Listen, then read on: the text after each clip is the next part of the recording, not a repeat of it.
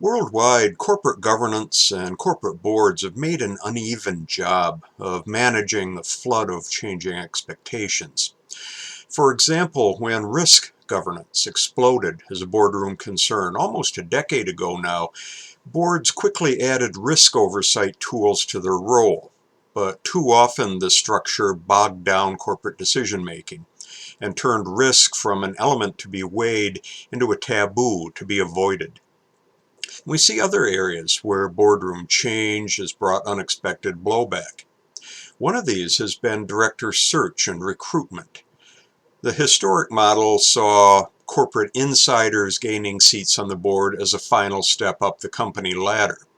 Outsiders joining the boardroom elite were usually noted names, retired CEOs, friendly bankers and lawyers, all recruited from a cozy who-knows-who network.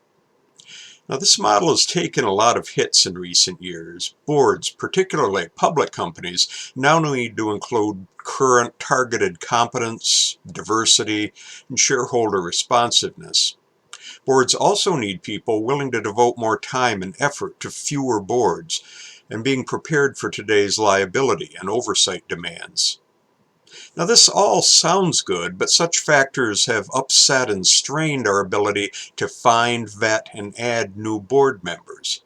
Selecting a director based on a mutual country club membership at least allowed fast decisions, but now deciding the talent and attributes you want in a new board member, finding that talent, getting to the yes, reviewing vitae, multiple interviews, and all the legalities involved stretches out to months.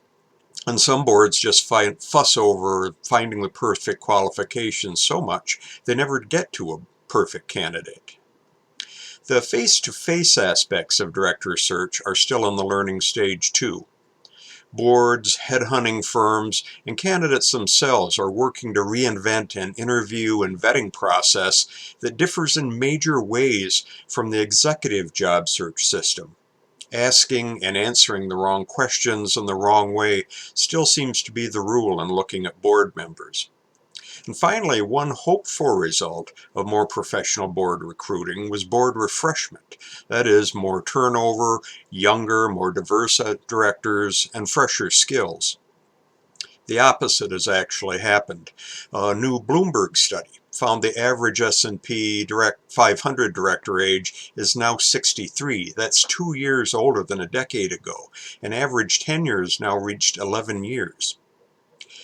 How we find and recruit good directors is another of the ways corporate governance has failed to keep up with changing demands. And unfortunately, it's the first thing boards need to get right. I'm Ralph Ward from the Boardroom for March.